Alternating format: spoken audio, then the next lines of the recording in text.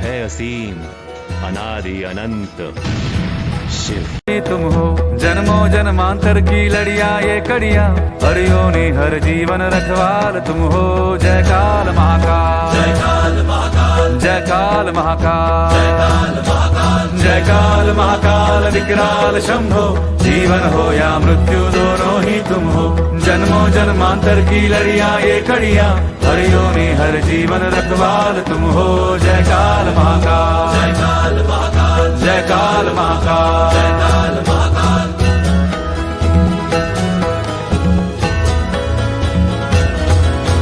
सृष्टि के संचालक महाप्राण तुम हो।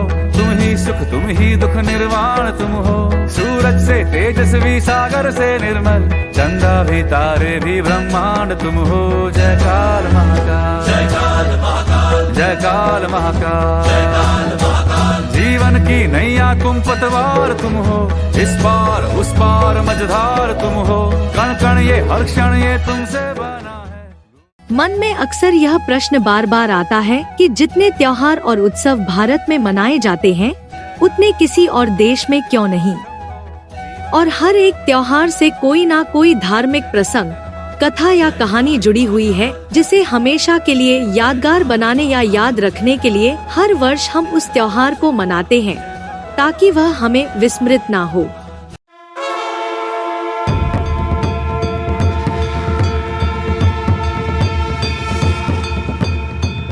वास्तव में महाशिवरात्रि उत्सव और त्योहार उस समय की यादगार है जब शिव परमात्मा कलयुग के अंत और सतयुग के आदि के संधि काल, जिसे गुप्त कल्याणकारी संगम युग कहा जाता है, इस सृष्टि पर अवतरित होते हैं और सृष्टि परिवर्तन का महान कार्य त्रिदेव ब्रह्मा, विष्णु और शंकर के द्वारा करते हैं। परमपिता परमात्मा शिव के दिव्य अवतरण को हम भारतीय महाशिवरात्रि के रूप में मनाते हैं। शिव का प्रवेशता रूपी दिव्य जन्म। राम, कृष्ण और महान विभूतियों के जन्म दिवस को जयंती के रूप में मनाते हैं, परंतु शिव के जन्म को रात्रि के रूप में मनाते हैं, क्योंकि शिव निराकार है। वह सृष्टि पर जब अज्ञान का अंधेरा पूरी तरह से छा जाता है, उस समय दिव्य अवतरण लेते हैं। वह साकार मनुष्य या देवताओं की तरह माता के गर्भ से जन्म नहीं लेते, अपितु उनका दिव्य प्रवेशता रूपी जन्म होता है, जिसके लिए श्रीमद् भगवद गीता के 4 अध्याय के 9वें श्लोक में कहा है, जन्म कर्म च मे दिव्यम, और 11वें अध्याय के 54वें श्लोक में कहा गया है, प्रवेशतुम, अर्थात मैं प्रवेश करने योग्य हूँ। परमात्मा शिव के रहने का स्थान परमधाम। परमपिता शिव हम सब आत्माओं की तरह ज्योति बिंदु निराकार है। उनके रहने का निवास स्थान इस सूरज चांद सितारों की दुनिया से बहुत दूर है, जिसे परमधाम, निर्वाण धाम कहते हैं, जिसे क्रिश्चियन सुप्रीम अबोर्ड कहते हैं और मुसलमान अर्श कहते हैं। भगवद गीता में जब अर्जुन ने भगवान से पूछा कि आप कहाँ के रहने वाले हैं, तो उन्होंने कहा,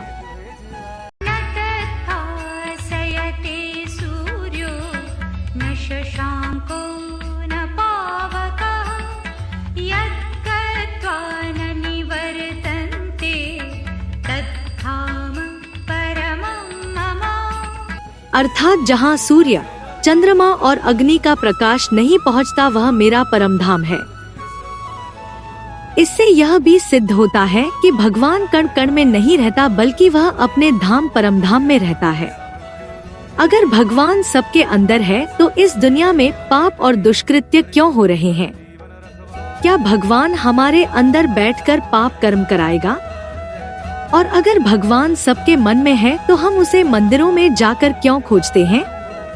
यह सोचने की बात है। परमात्मा शिव का सृष्टि पर आने का समय और कारण, जैसा कि श्रीमद् भगवद गीता के 4 अध्याय के 7वें श्लोक में बताया है, यदा यदा ही धर्मस्य ग्लानिर्भवति भारत, अर्थात जब धर्म की हानि और अधर्म की अति वृद्धि होती है, तब मैं स्वयं इस सृष्टि पर अवतरित होता हूँ। आगे 4 अध्याय के 8वें श्लोक में बताया कि मैं सनातन धर्म की संपूर्ण स्थापना के लिए कलयुग और सतयुग के संधि काल पर जन्म लेता हूँ। तो क्या अभी दुनिया में अधर्म की अति वृद्धि नहीं हुई है? चारों तरफ पापाचार, अत्याचार, दुराचार, अनैतिकता, भ्रष्टाचार, व्याभिचार व्याप्त है। हर व्यक्ति दुखी और अशांत नजर आता है। ऐसे समय में भगवान फिर से अनेक धर्म का विनाश कर एक सत्य सनातन धर्म की स्थापना करने के लिए इस सृष्टि पर आते हैं। भगवान का रूप। परमपिता शिव निराकार ज्योति बिंदु है, जिसको अपना कोई भौतिक 5 तत्वों का शरीर नहीं होता, इसलिए वह जब परमधाम से इस सृष्टि रूपी रंग मंच पर आते हैं तो शंकर महादेव के अति साधारण मनुष्य शरीर में कलयुग के अंतिम समय प्रवेश करते हैं और मानसी सृष्टि की पैदाइश करते हैं। जिस साकार शंकर और निराकार शिव के मेल को हम शिव बाबा कहकर पुकारते हैं, वह ज्ञान और राजयोग की शिक्षा हमें प्रदान करते हैं। श्रीमद् भगवत गीता के 13वें अध्याय के 17वें श्लोक में कहा है, ज्योतिषाम अपि तत् ज्योति, अर्थात मैं ज्योतियों की भी ज्योति हूँ। ज्ञान द्वारा ही जानने योग्य हूँ और ज्ञान द्वारा ही पाने योग्य भी हूँ। शंकर जो जन्म मरण के चक्र में आने वाली प्रत्येक आत्मा की तरह ही सतयुग, त्रेता, द्वापर, कलयुग, इन 4 युगों से पसार होती हुई अंत में विकारी, दुखी, अशांत बन जाती है, उसके शरीर रूपी रथ को परमपिता शिव अपना मुकर्रर रथ चुनते हैं, क्योंकि वही आत्मा है जो जन्म जन्मांतर सनातन शाश्वत धर्म की रक्षक बनकर सत्य के लिए विधर्मियों और अत्याचारियों से युद्ध करती है और साथ ही साथ वेदों, उपनिषदों तथा शास्त्रों की रचना भी मानव उत्थान के लिए उनके द्वारा ही होती है। वह जब ज्ञान और राजयोग की पराकाष्ठा के द्वारा संपन्न अवस्था प्राप्त करता है तो शिव समान अभोक्ता, निराकारी, निर्विकारी, निरंकारी बन जाता है। इसलिए 33 करोड़ देवी देवताओं में सिर्फ शंकर के साथ ही शिव का नाम जोड़ा जाता है। शिव शंकर कहा जाता है। शिव ब्रह्मा, शिव विष्णु या शिव कृष्ण नहीं कहा जाता। भगवान का देश। भारत में ही महाशिवरात्रि मनाई जाती है और किसी देश में नहीं, तो जरूर भगवान शिव का अवतरण भारत में ही हुआ होगा।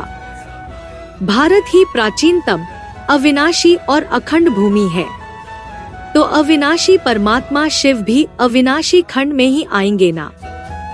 भारत में जितनी मान्यता कन्याओं माताओं की पवित्रता को दी जाती है, उतनी किसी और देश में नहीं। परम पवित्र परमात्मा शिव को पवित्रता अति प्रिय है, इसलिए वह पवित्र धरा भारत में ही अवतरित होते हैं। शिव और शंकर अलग अलग हैं। कहते हैं ब्रह्मा देवताय नमः, विष्णु देवताय नमः, शंकर देवताय नमः, शिव परमात्माय नमः। इसका अर्थ यह हुआ कि शिव और शंकर दोनों भिन्न आत्माएं हैं जो एक ही व्यक्तित्व में कार्य करती है। इसीलिए शिवरात्रि कहा जाता है, शंकर रात्रि नहीं। शिवलिंग कहा जाता है, शंकर लिंग नहीं। शिव नेत्र कहते हैं, शंकर नेत्र नहीं। शिव जन्म मरण के चक्र में ना आने वाली सदा कल्याणकारी त्रिकालदर्शी आत्मा है, जो सुख और दुख से परे है, अभोक्ता, अकर्ता, निराकारी, निर्विकारी, निरहंकारी है। जबकि शंकर जन्म मरण के चक्कर में आने वाला देवता है, जिसके द्वारा शिव पुरानी सृष्टि के विनाश का कार्य करते हैं। शंकर को हमेशा याद में बैठा हुआ दिखाते हैं। इसका अर्थ यह हुआ कि जरूर उनसे भी ऊंचा कोई है जिसकी याद का पुरुषार्थ वह कर रहे हैं, और जब उनका पुरुषार्थ पूरा होता है तो वह भी शिव समान स्थिति को प्राप्त करते हैं और विश्व पिता का टाइटल प्राप्त करते हैं। जितने भी धर्मों के धर्म पिताएं हैं, चाहे बुद्ध, क्राइस्ट, गुरु नानक हो, उनमें शंकर जो सभी धर्म पिताओं का भी पिता है, जिसे आदम, एडम, आदि देव, आदिनाथ अर्थात मनुष्य सृष्टि का पूर्वज कहा जाता है, उसे ही सबसे ज्यादा निराकारी अवस्था में दिखाया जाता है, जिसकी यादगार शिवलिंग है, जो याद रूपी योग ऊर्जा के द्वारा हिरण्यगर्भ बन जाता है।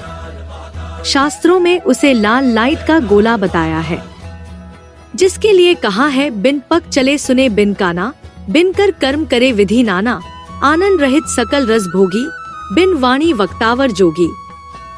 शास्त्रों में कहा है, जिसे इंद्रियां होते हुए भी इंद्रियों का भान नहीं है, अर्थात जो भी कर्म इंद्रियों से करता है वह अनासक्त भाव से करता है, इसलिए कर्मों का लेप छेप उसकी आत्मा को नहीं लगता। वह अपनी कर्मेंद्रिय को, जिसे पुरुषों को कंट्रोल करना नामुमकिन के समान है, उसे भी वह बर्फ के समान शीतल बना लेता है। इसीलिए उसे बर्फानी बाबा भी कहते हैं। शास्त्रों में उसे कामदेव को भस्म करते हुए दिखाया है, क्योंकि काम विकार ही मनुष्य का सबसे बड़ा शत्रु है, जो उसे बार बार पाप करने के लिए प्रेरित करता है। भगवत गीता में कहा है, जही शत्रु महाबाहु कामरूपम दूरासदन। अर्थात है अर्जुन, तू अपने परम शत्रु काम विकार को पूरी तरह से मार डाल। इसीलिए ऊंची ऊंची जगह पर शंकर जी का निवास स्थान दिखाया जाता है, क्योंकि वह सबसे ऊंची आत्मिक स्टेज को धारण करते हैं।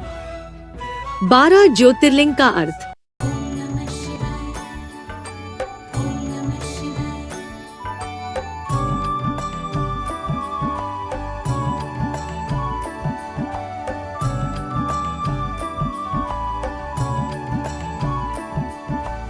माना जाता है कि भारत में 12 ज्योतिर्लिंग पर महादेव ने दर्शन दिए थे।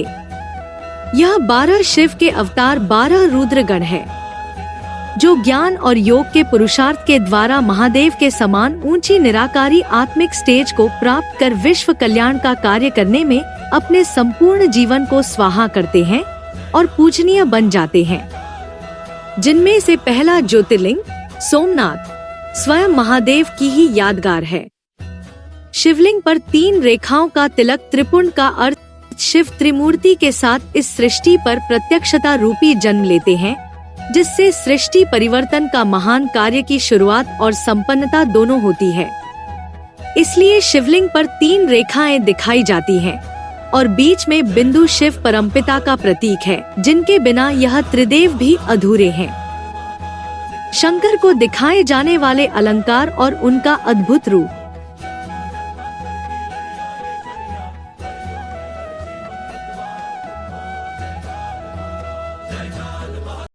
गले में सर्प में विष होता है। मनुष्य में भी आज विषय विकारों और अपवित्रता का विष व्याप्त है।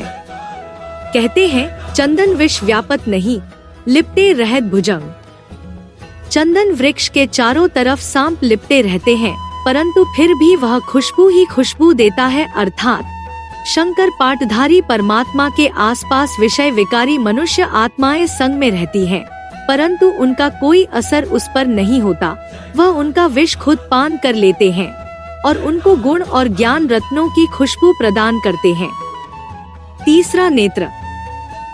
शंकर ही एकमात्र ऐसा देवता है जिनको खड़ा हुआ तीसरा नेत्र भ्रिकुटी के मध्य में दिखाया जाता है, जिसे शिव नेत्र भी कहते हैं। अर्थात देवों के देव महादेव में ही मुकर्रर रूप से शिव निराकार प्रवेश करके ज्ञान सुनाते हैं। जैसे किसी व्यक्ति में कोई भूत प्रेत की आत्मा प्रवेश करती है और बोलना शुरू कर देती है, ऐसे ही शिव परकाया प्रवेश करते हैं। तो एक ही व्यक्तित्व में शिव और शंकर दोनों की आत्माएं कार्य करती हैं। इसीलिए भक्ति मार्ग में शिव और शंकर को मिलाकर एक कर दिया है। हाथ में त्रिशूल। केवल शंकर महादेव को ही त्रिशूल के साथ दिखाते हैं, ब्रह्मा और विष्णु आदि किसी और देवता को नहीं। वास्तव में त्रिशूल में 3 कांटे प्रकृति के 3 गुण सत, रज और तम का प्रतीक है, जिन गुणों को शंकर महादेव सृष्टि में संतुलित करके रखते हैं।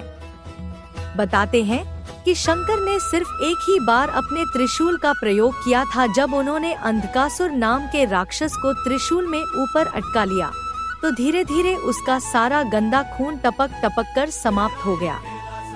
तत्पश्चात उसने भगवान शिव शंकर की उपासना की और वह एक ऋषि बन गए। वास्तव में अंधकासुर कलयुग के अंत में अज्ञान अंधकार का रूपक है, जिसका अंत शिव शंकर भोलेनाथ करते हैं, जिससे वह पापी राक्षसी वृत्तियों से भरपूर कलयुग एक सात्विक सृष्टि में परिवर्तित हो जाता है। डमरू। डमरू एक ऐसा वाद्य यंत्र है जो एक ही गुटके से दोनों तरफ बजता है। कहते हैं शिव का डमरू डम डम बोले, अगम निगम के भेद खोले। अर्थात शिव अपना ज्ञान रूपी डमरू जब इस संसार रूपी जंगल में बजाते हैं, तो वह आत्मा, परमात्मा और सृष्टि के सभी रहस्यों को प्रकट कर देते हैं। अगम अर्थात आना, अर्थात आत्माएं कैसे अपने घर परमधाम से नंबरवार इस सृष्टि पर आगमन करती हैं। और निगम अर्थात जाना, अर्थात कैसे सृष्टि के अंत समय में कलयुगांत में सभी आत्माएं वापस परमधाम लौटती है। जटाओं से गंगा निकलना।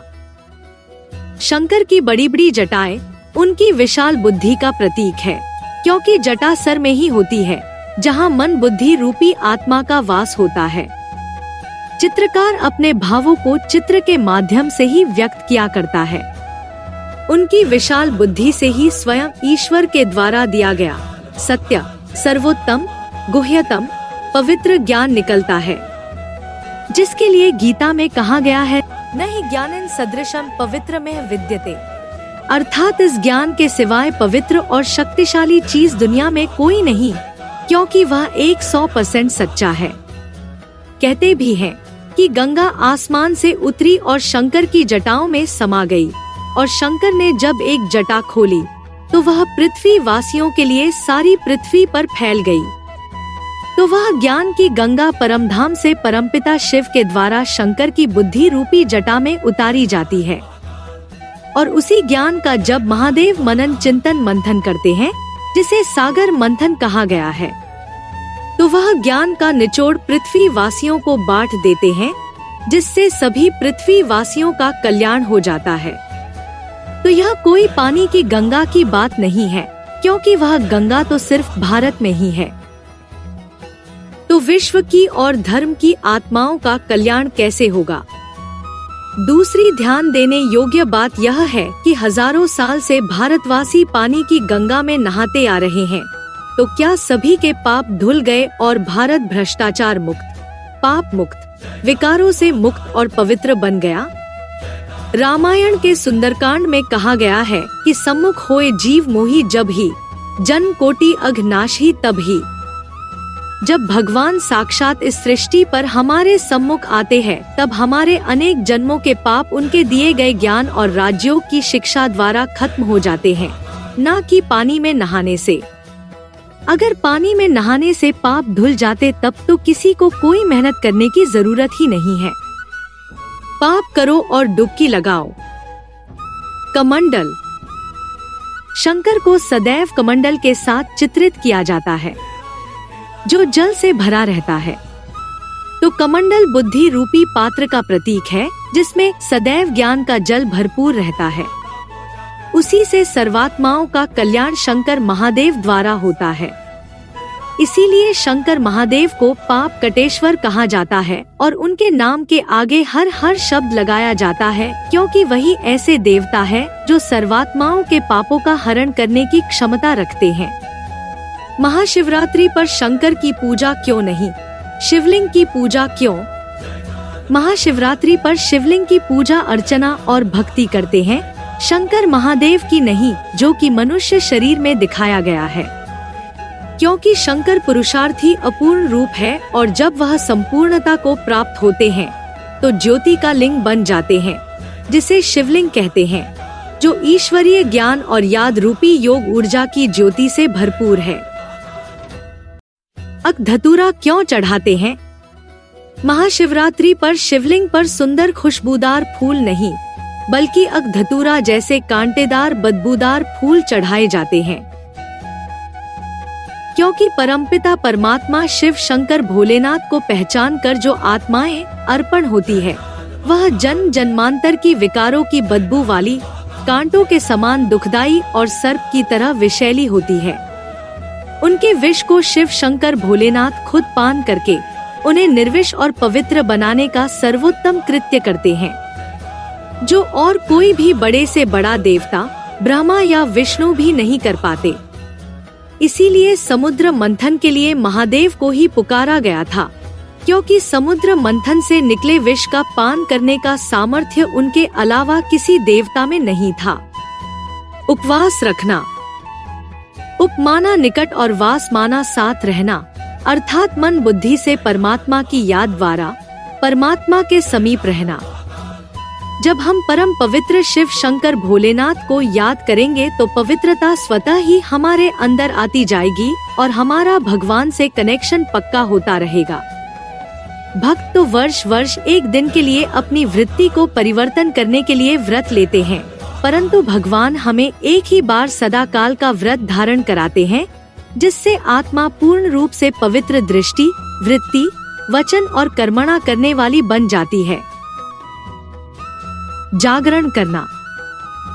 महाशिवरात्रि के दिन रात को जागरण करते हैं, परंतु वास्तव में यह जागरण आत्मा की जागृति का प्रतीक है।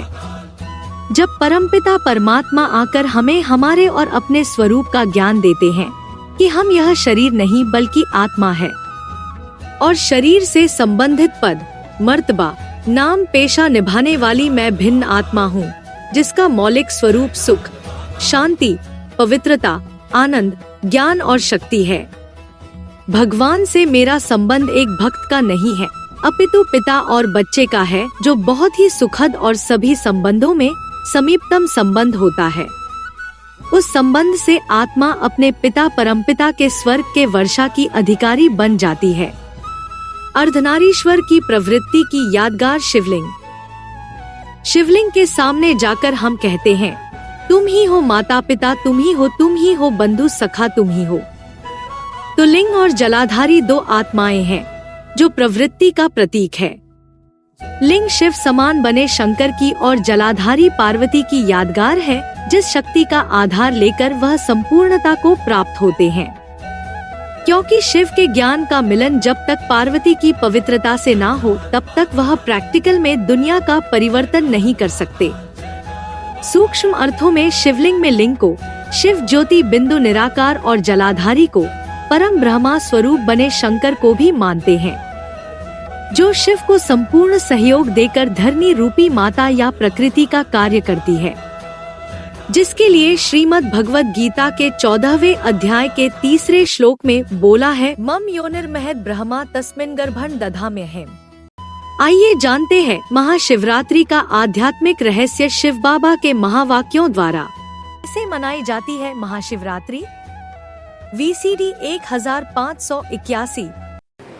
भक्ति मार्ग में महाशिवरात्रि मनाते हैं, जयंती नहीं मनाते हैं।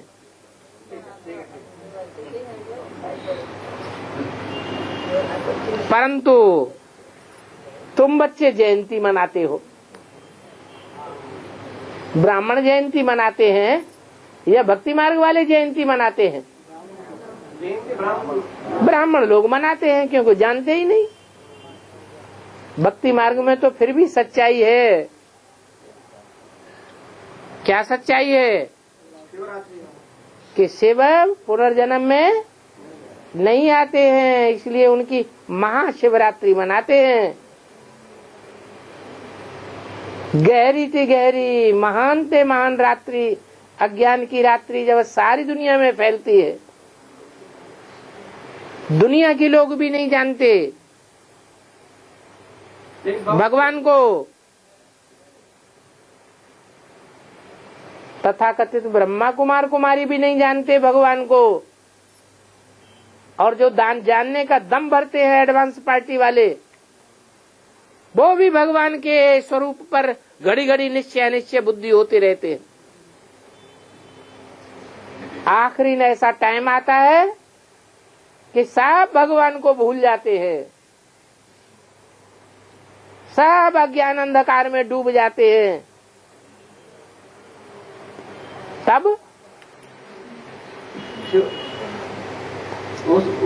महाशिवरात्रि होती है।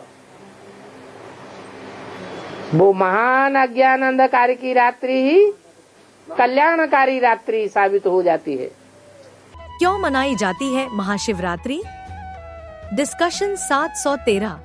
महाशिवरात्रि क्यों मनाई जाती है?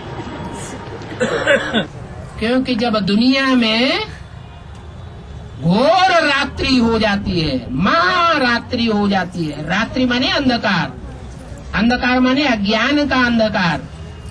जब दुनिया में बहुत अज्ञान का अंधकार फैल जाता है, इतना अज्ञान का अंधकार फैल जाता है कि देह के बारे में, देह के 5 तत्वों के बारे में ढेर सारी मनुष्य को जानकारी हो जाती है, लेकिन देह को चलाने वाली आत्मा क्या है इसके बारे में किसी को कुछ पता ही नहीं होता। तो देह और देह के 5 तत्व, इनको याद करने से बुद्धि में अज्ञान आएगा या ज्ञान आवेगा? अज्ञानता आती है। तब जब दुनिया में बहुत अज्ञान का अंधकार फैल जाता है, महान अंधकार फैल जाता है, तो महान रात्रि में अंधकार को रोशनी में बदलने के लिए, सप्तयुग में बदलने के लिए, सोजरे की दुनिया लाने के लिए भगवान सूर्य माने शिव इस सृष्टि पर आते हैं। उनकी यादगार महाशिवरात्रि मनाते हैं। शिवरात्रि के दिन शिवलिंग पर दूध पानी क्यों चढ़ाते हैं? डिस्कशन 700। बाबा, जो शिवरात्रि की पूजा के दिन जो दूध पानी पीने का बहुत बड़ा महत्व है, तो इसका क्यों होता है? इसलिए होता है, दूध पानी पीते भी हैं और शिव के मंदिर में पूजा करने जाते हैं तो भी लोटी में दूध थोड़ा डालते हैं, पानी ढेर सारा डालते हैं। इसका मतलब ये है कि भगवान जब प्रत्यक्ष होता है असली शिवरात्रि के दिन, उस समय लोग जो ज्ञान का लेन देन करते हैं, चाहे लेते हैं चाहे दूसरों को देते हैं, उस ज्ञान में असली ज्ञान कम होता है और पानी ज्यादा होता है। शिवरात्रि में ही शिवलिंग पर हर प्रकार के फूल क्यों चढ़ाते हैं? डिस्कशन 1537। हाँ, शिवरात्रि पर शिवलिंग में चंपा फूल का चढ़ाते हैं, तो इसका जवाब क्या है? चंपा फूल क्या ऐसा होता है सो बताओ, कैसा होता है?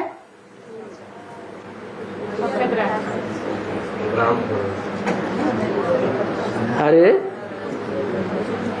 यही मालूम नहीं है तो हम कैसे बताएं? पहले देख के अच्छी तरह बताना है। ऐसा होता है? पीला होता है? चंपा पीला होता है?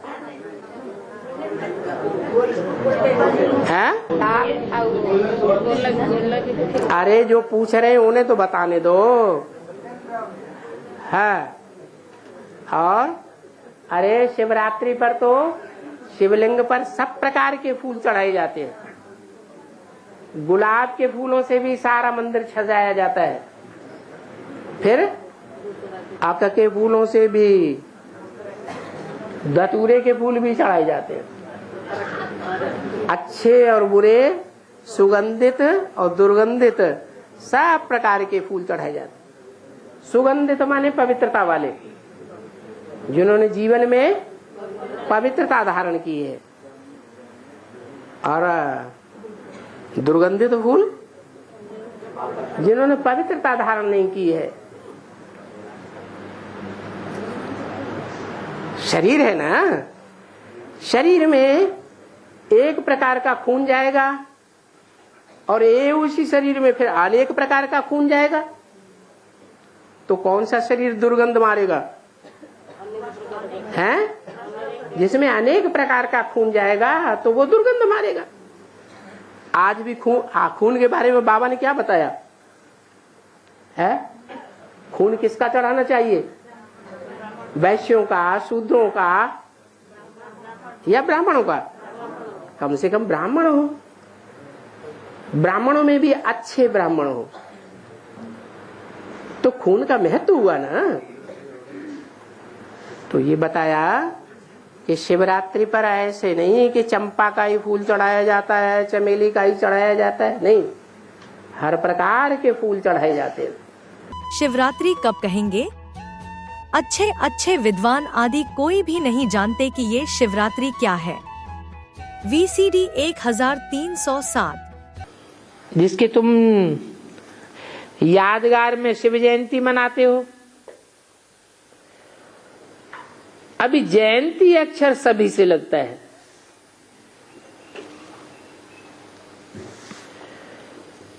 इसलिए इनको फिर शिवरात्रि कहा जाता है। भक्ति मार्ग में जयंती क्यों नहीं कहते हैं? अरे जयंती तो सभी की होती है, जो भी साकार होते हैं उन सभी की जयंती होती है। वो तो निराकार है, उनका जन्म भी दिव्य जन्म है, साकार मनुष्यों की सदस्य जन्म नहीं है। इसलिए जयंती नहीं कहना चाहिए, क्या कहते हैं? महाशिवरात्रि। और रात्रि का अर्थ तुम्हारे सिवाय कोई समझ नहीं सकता है। वो महाशिवरात्रि कब होती है?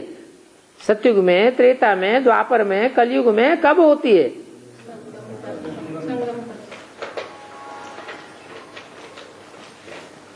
संगम में भी दो युग हैं,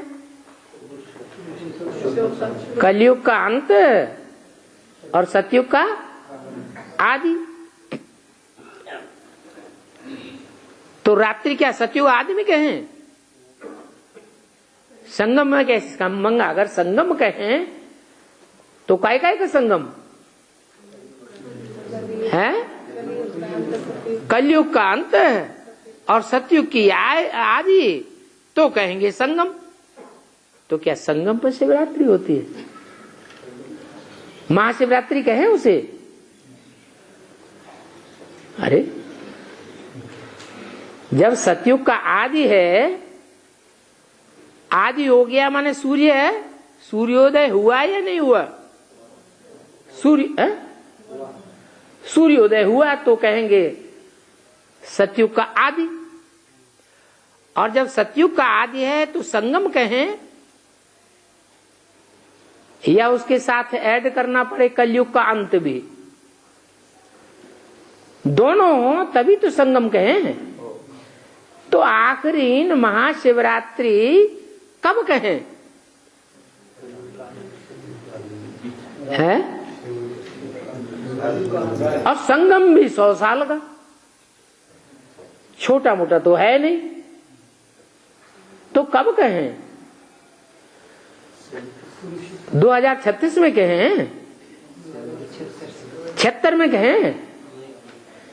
76 में जितना अज्ञान अंधकार होता है उससे ज्यादा अज्ञान अंधकार कभी नहीं होता। एडवांस पार्टी में सन 76 में जितना अज्ञान अंधकार फैला हुआ था उससे ज्यादा अज्ञान अंधकार अभी नहीं फैला हुआ है। हाँ ना तो करो, फैला हुआ है ना। तो महाशिवरात्रि कहें? नहीं कह सकते। महाशिवरात्रि माना ही घोर कलयुग का अंत हो जाए।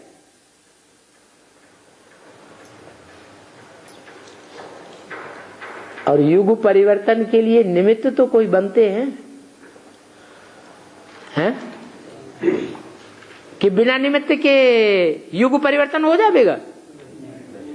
कोई न कोई निमित्त बनते हैं।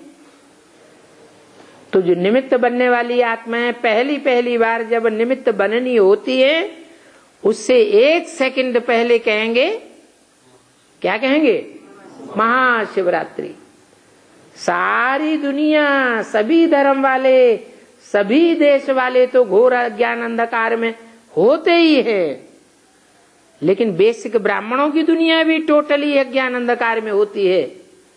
और साथ साथ एडवांस पार्टी के भांति भी टोटली अज्ञान अंधकार में जब आ जाते हैं तब कहते हैं महाशिवरात्रि।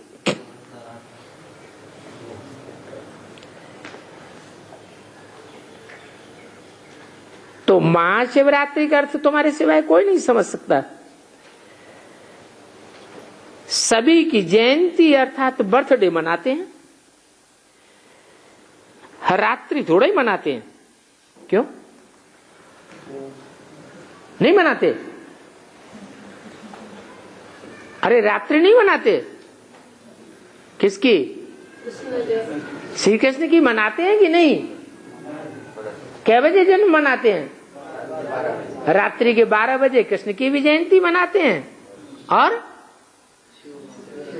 शिव बाबा की महाशिवरात्रि मनाते हैं। लेकिन कृष्ण की जयंती मनावेंगे, कृष्ण की फिर भी जयंती मनावेंगे, रात्रि नहीं मनावेंगे। क्यों?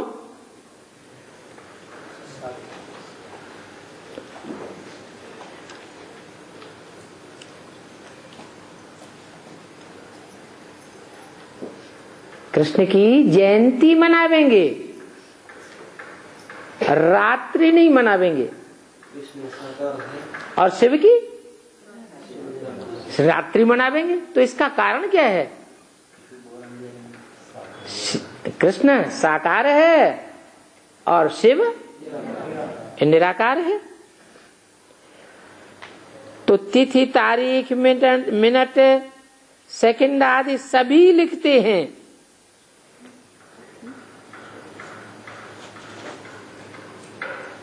कृष्ण की, शिव की तिथि तारीख कभी लिखेंगे नहीं। तो अभी ये है शिवरात्रि, इसका अर्थ तो समझ न सके।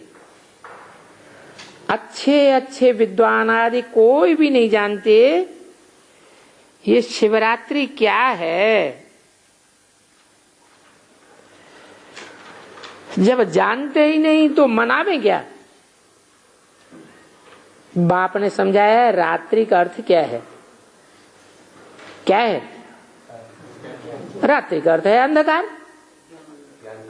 अरे हद का अंधकार या बेहद का अंधकार? बेहद का अज्ञान अंधकार।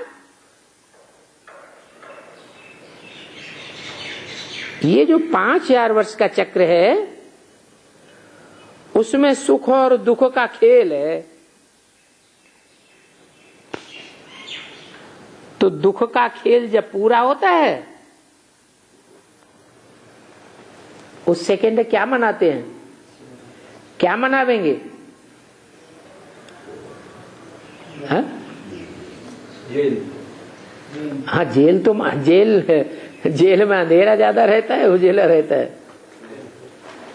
हैं? वो तो बंद कर दिया जाता है।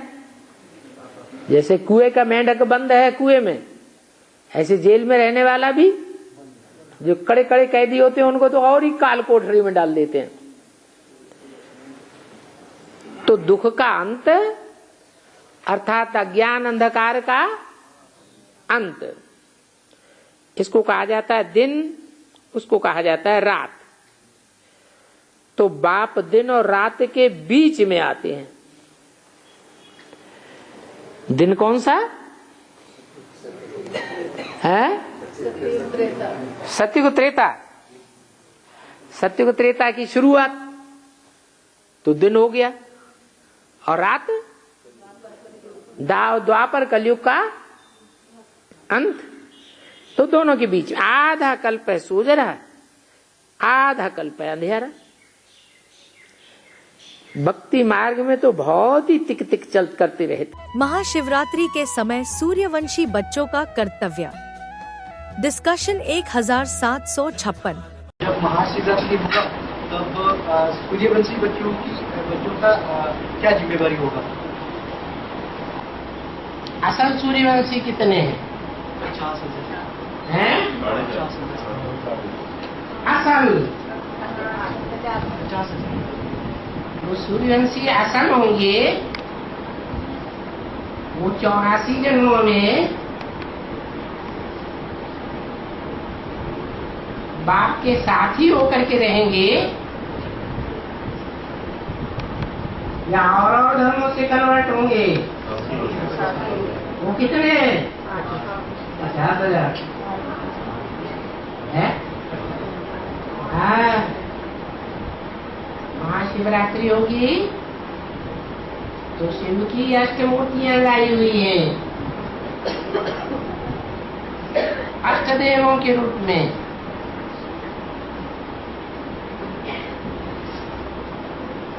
वो एक ही परिवार की इकाई होगी। छोटी सी राजधानी बनेगी। वो नई सृष्टि की जो नई राजधानी बनेगी वो एकदम संपूर्ण होनी चाहिए या उसमें कोई डिफेक्ट होना चाहिए? एकदम संपूर्ण। 0.1% भी अगर डिफेक्ट होगा तो नई सृष्टि नहीं चली जाएगी। अब तुम्हारा प्रश्न क्या है? सूर्यवंशी बच्चों की जिम्मेवारी क्या होगी? आप बताओ जिम्मेवारी क्या होगी? है? हाँ, भले माया किसी को छोड़ती नहीं है, एकदम आखिरी जन्म में तो जाकर के साथ को पड़ी लेती।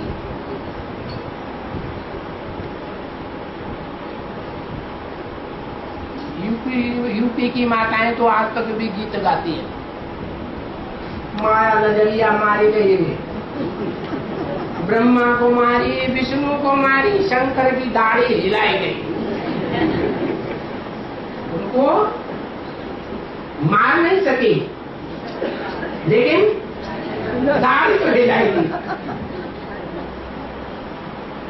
तो बताओ असलियों को छोड़ेगी? उनको भी नहीं छोड़ती। भले थोड़े समय के लिए ऐसा होता है, तो भी हुआ तो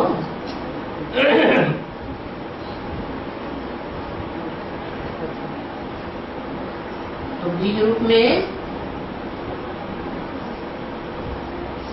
उन धर्मों में कन्वर्ट होने के वो संस्कार कुछ समय के बीज रूप में उन अष्टदेवों में भी पड़े रहते।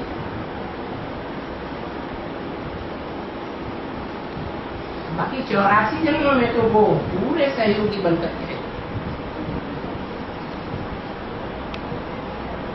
आज्ञाकारी, वफादार, फरमानबरदार, ईमानदार।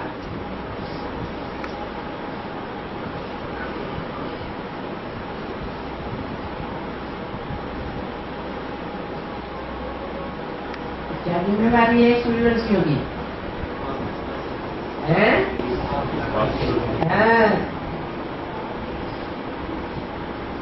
जब बोल दिया, मुरली में ही बता दिया,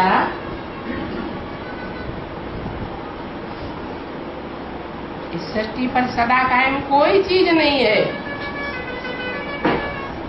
सदा कायम कौन है? अष्टदेव भी सदा कायम नहीं, एक शिव बाबा ही सदा कायम है। तो जो सदा कायम है उसका साथी बन करके रहना चाहिए ना। आज्ञाकारी, वफादार, फरमानबरदार बन करके रहना चाहिए ना। ये खास जिम्मेवारी है। शिवरात्रि के बाद दुनिया की हालत क्या होगी? डिस्कशन 1814। शिवरात्रि के बाद में दुनिया में क्या क्या होगा? दुनिया का हालत क्या होगा, ये जानना चाहते हैं। महाशिवरात्रि की रूपरेखा क्या समझ रहे हैं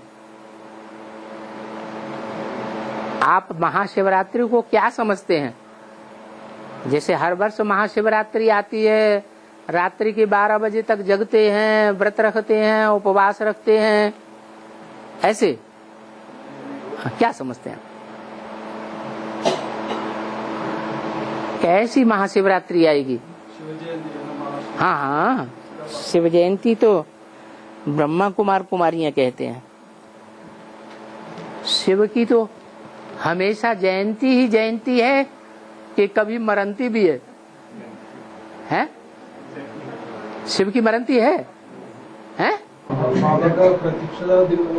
हाँ, बाबा की प्रत्यक्षता हो, जैसे सूर्य प्रत्यक्ष होता है ऐसे ही, जैसे ज्ञान सूर्य प्रत्यक्ष होता है ऐसे ही जो चैतन्य ज्ञान सूर्य शिव बाबा है वो इस संसार में पहली बार 100% से प्रत्यक्ष होना शुरू होगा।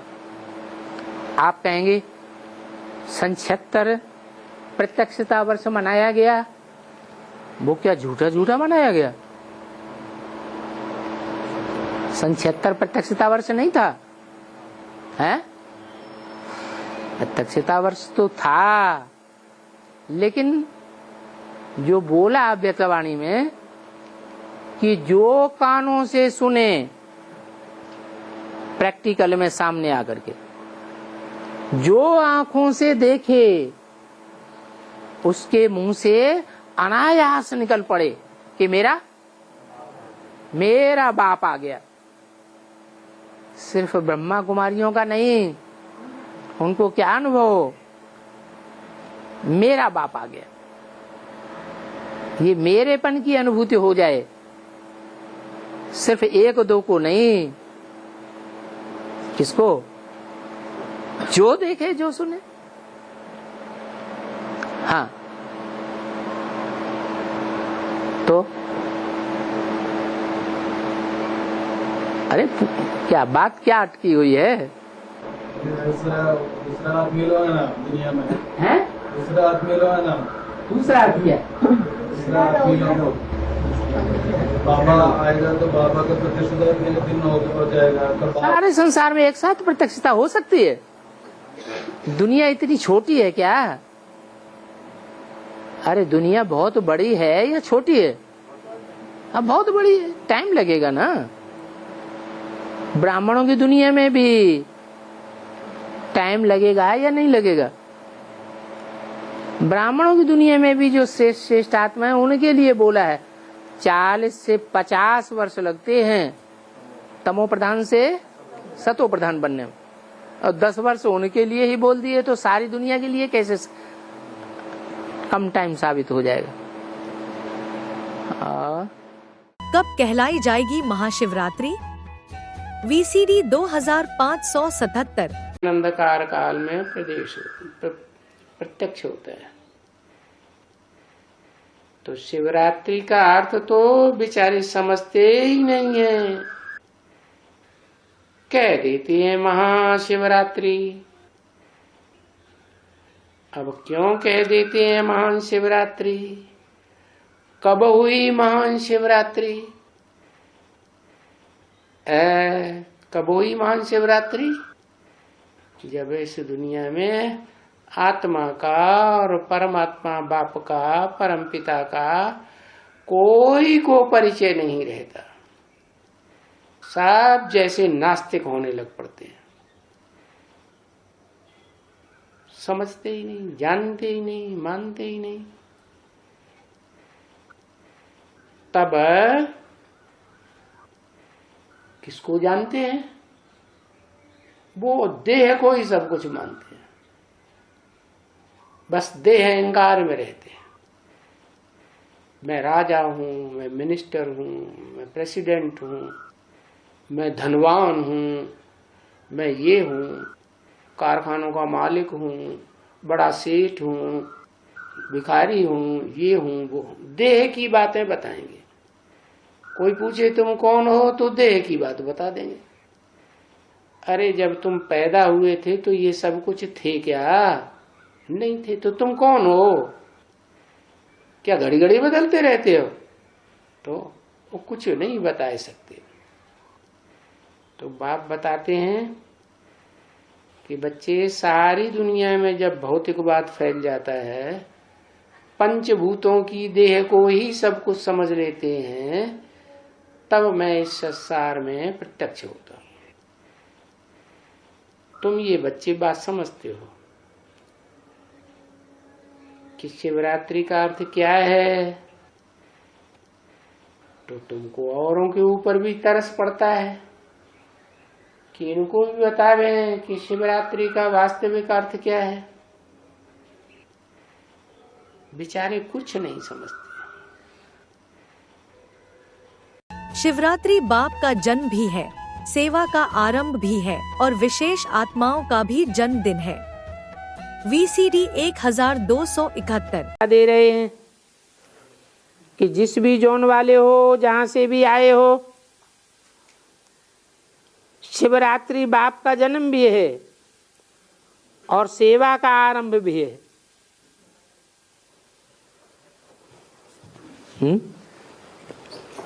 शिवरात्रि ही सेवा का आरंभ है, और दिनों में सेवा नहीं है।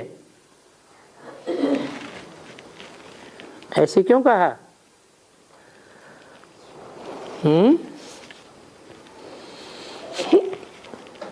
शिवरात्रि सेवा का आरंभ भी है और विशेष आत्माओं का जन्मदिन भी है।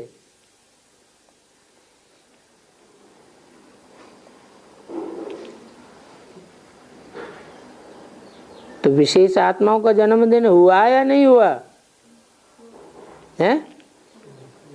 शिवरात्रि को ही हुआ।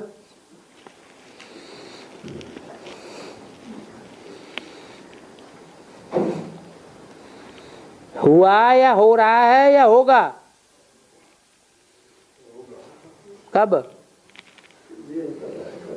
देखा जाएगा?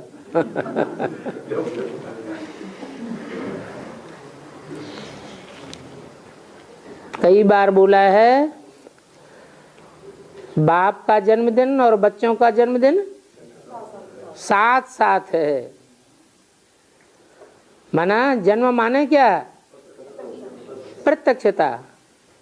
बाप अभी गुप्त पार्ट बजा रहा है या प्रत्यक्ष पार्ट बजा रहा है? तो अभी ये तो नहीं कहेंगे कि जन्म हो गया पक्का पक्का।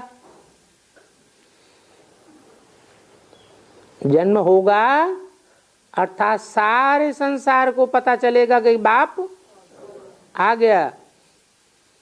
सिर्फ ब्रह्मा कुमार कुमारियों का नहीं, सारी दुनिया के जो भी लोग देखें, जो भी सुने, उनके मुख से निकले कि हमारा बाप आ गया, तो बाप की सेवा भी आरंभ होगी। खुद हमको ही निश्चय नहीं है, या आज निश्चय होता है कल अनिश्चय में पलट जाता है, तो सेवा कहें है? आज सेवा होती है, कल डिससर्विस हो जाती है, बराबर हो जाता है। तो बाप की प्रत्यक्षता के साथ साथ सेवा भी निधि हुई है। और बच्चों को अपने स्वमान की, अपने कार्य व्यवहार की, अपनी जीवन कहानी की याददाश्त भी आ जाती है कि मेरा पार्ट इस सृष्टि रूपी रंगमंच पर 84 जन्मों में मुख्य पार्ट क्या है। तो वो भी एक प्रकार का जन्म हो जाता है।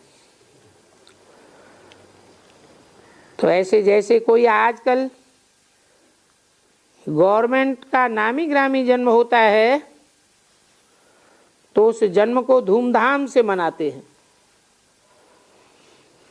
गांधी बापूजी की जयंती कितना धूमधाम से मनाते हैं। कोशिश करते हैं कि ऐसे दिन एक एक को भारत का यादगार झंडा या झंडी लहरानी चाहिए।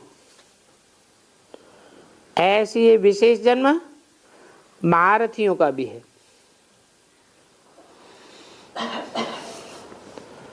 बाप का भी है और बाप दादा का भी है। तो ऐसे दिन पर हर एक को क्या मनाना है? बाप दादा का ये संकल्प है कि शिवरात्रि पर या एक सप्ताह पहले या एक सप्ताह पीछे, इन दोनों में अपने परिचित, अपने मोहल्ले वाले, अपने दफ्तर के कार्य करने वाले जो भी साथी हैं, इन्हों को संदेश जरूर दो कि अगर बाप से वर्षा लेना है तो ले लो। ये संदेश उनको जरूर दे दो। तो आओ भगवान के द्वारा चलाए जा रहे अविनाशी अश्वमेध रुद्र ज्ञान यज्ञ की संपूर्ण विस्तृत जानकारी लेकर अपने मनुष्य जीवन का उत्कृष्ट लक्ष्य प्राप्त करें। इसके लिए बताए गए सेवा केंद्र पर पधारे या नीचे बताए गए फोन नंबर्स पर संपर्क करें। याद रखिए, अभी नहीं तो कभी नहीं। अगर टालते जाएंगे तो कभी भी वह समय हाथ नहीं आएगा। इसलिए टालिए नहीं, बल्कि अर्जुन समान पुरुषार्थ कर स्वर्ग के अधिकारी बने। ओम शांति।